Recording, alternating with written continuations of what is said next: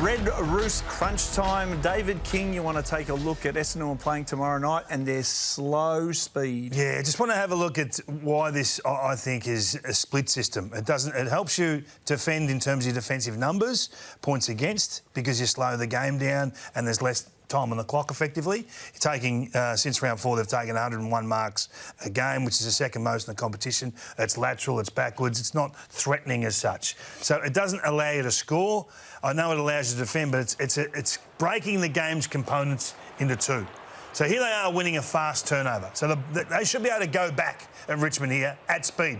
Good numbers around the footy, and they should be able to start a chain and really counter-attack at speed from here. Behind the ball, they got Peter Wright breaking into space. Now, they may not choose to use that guy, but they've got enough numbers around the ball to go. But the numbers around the ball don't explode. They just know you're not going to be used. So they just amble. They just basically walk down the field. They're not being aggressive at all because they know they're not going to get utilised. So then they drop back into the lateral, slow ball use, and it just allows the opposition to get sorted and set behind the ball. I fear what Brisbane will do to this on Thursday night. If you come slow at Brisbane and allow them to get organised, there's the offside set up now. So they're not really correcting to help you on offence and not really setting up to help you on defence.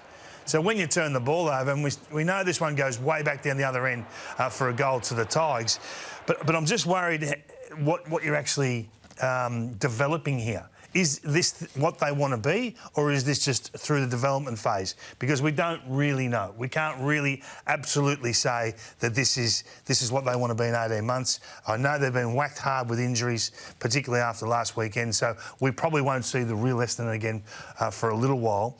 But that system, whilst it reads as 78 points against since round 4, it kills them on offence. They just cannot score 70 points a game. You can have one, but you can't without the other. But you need them both to be complementary. We talked about the chart we showed before, the balance between clearance and turnover game. They're nowhere playing like this. It's obvious that it's not going to be sustainable against the good teams. No. So they're probably going to continue to get the results that we're seeing. They'll be better than the teams below them, but once they come up against the good teams, we've already seen it 2 or 3 times against Essendon and Adelaide. They haven't been anywhere near it. And then, as you said, tomorrow night we'll find out more. But for me, yeah, as you're saying, it's spot on. But against the good teams, it's very hard to sustain that, to be able to score and defend. You have to get so much right if you're going to play slow. I mean, and you have to have a couple of just monsters in the forward line that can take contested back marks if you're going to come at that sort of speed. So I fear for what could happen Thursday night. But that first part of your vision, if they get on their bike and go, explode, challenge, then all threaten. of a sudden they defend and holes open up and all the space and you can chew the grass up and get inside 50. Joey, you want to take a look at Ben King? Yeah, I just thought it's fascinating, Ben King's role in the competition this year, because we haven't seen anything like it. It is so unique that the numbers you need to see to believe that we haven't seen them since we've been keeping track of some of these stats. Because, yes, he's kicked 31 goals and he's right up the top of the Coleman medal leaderboard. But when you take a look at what he actually does, it is quite incredible where he just stays inside the forward 50. So 62% of all his kicks this season have been a goal. He's only had 50 kicks for the year. As I said, 31 of them have been goals.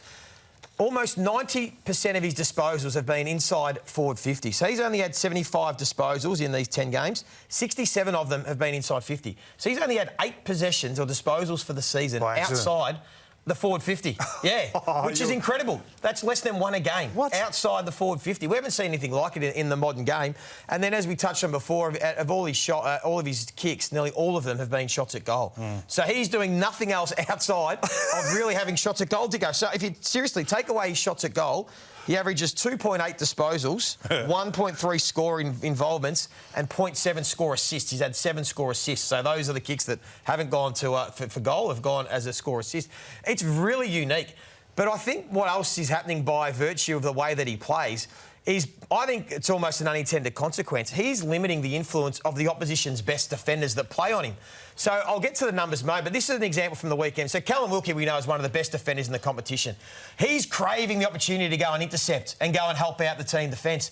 But because Ben King's always retreating and generally gets away from the contest and plays inside the forward 50, Wilkie really is made redundant and can't help his team out. So Ben King's the targeted the second most of any player inside 50, but that's obvious because he's always inside 50. So here, Wilkie wants to get up and help out the team defence and come and intercept. He couldn't quite get there because Ben King was retreating, and then there he is exposed and real opportunity for him to get a shot on goal. He doesn't get it that time.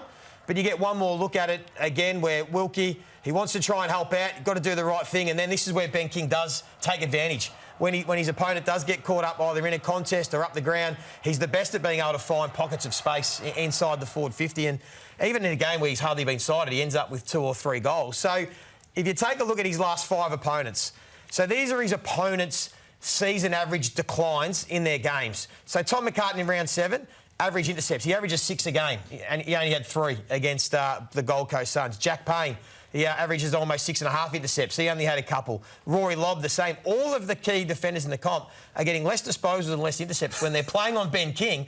I don't think it's by design. I just think it's because they're being drawn out of the play. So the question is, King, if you're coming up against Ben King and the Gold Coast Suns, do you want your best intercept defender and to go and play on him and maybe be drawn away from the contest? Or do you look at going, maybe we put our second or third best on Ben King and get our best interceptor who we want to influence the game defensively up on Ethan Reid or Jed Walter, who we know are going to present higher up the ground and on the wings and have more influence? And we know they're going to get it wrong. They're young players. Yeah, they're going to get it wrong. So that's where you have your best interceptor.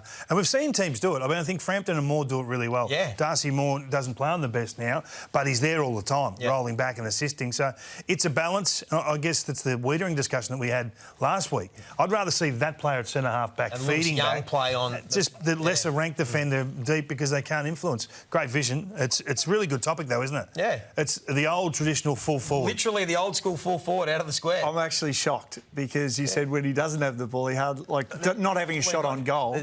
Dim is a genius. He's put an ankle bracelet on. As soon as he leaves 50, it goes off. Get back in there. What a beauty. Enough on it. Don't pick on any more coaches. Okay, right, yeah, good call. Right, Kingy, let's have a look at GWS. Is there a giant problem with clearance? Well, there is, because I like to look at the first possession to clearance rate, and that to me is a measure of how tough your midfield are. Generally, if you can control the footy once it's hit to your advantage or into your hands or you're fed onto the ball, getting that effectively to the outside shows me the violence in your game, the cleanliness in your game. And GWS are really struggling, really struggling. Last 6 weeks, first possession of clearance, they're the poorest in the competition. Too fumbling, not secure with the ball. And it's happening. This is just the first quarter. I started this game, and these are all clips from the first quarter the other day, and it's all of them. That's Toby Green. That's Tom Green getting out of the way of that one. That's a concern. So you've got to be tougher for longer. You've got to go lower. You've got to get your hands to the ball. So it's all of them. It's not just 1 or 2. They're not one touch, and they get stripped a lot. And it happens to their clearance players too regularly. Oh, look at Tom Green. He's going at 70% at the moment. You know, the guns in the competition are around 90%. Brayshaw, Jacob Hopper, Matt Kennedy, they're all around the 90% because they're big bodies and they stay true to the line of the footy. This sort of play here, the paddle, without actually getting your hands on the footy. I just don't... I've got my real concerns about this this team here. And one thing they don't do is knock the ball to advantage. We see the Western Bulldogs and Collingwood, who are the best at it, just if they can't take it clean, they just move the ball to the advantage of their teammates. The best in the competition by numbers, or do it most frequently, Bont, Fraser does it a lot, Ben Long does it a lot. Noah Anderson, Zach Merritt, they're just to name a few. They don't do it. Tom Green's done it 4 times for the year. So this is a skill that they have to embrace. They're not clean enough to go and take possession and then feed it out, or strong enough to get it out, which is problem 1. And problem 2 is they've got to get more creative with their knock-ons, which has become, in my opinion, the greatest silent weapon in the game. Yep. The knock-on. The amount of scores the knock-ons create is just ridiculous. You put that on the radar with Ben Long about 6 weeks ago, his little deft taps and what it can do with the impact inside 50.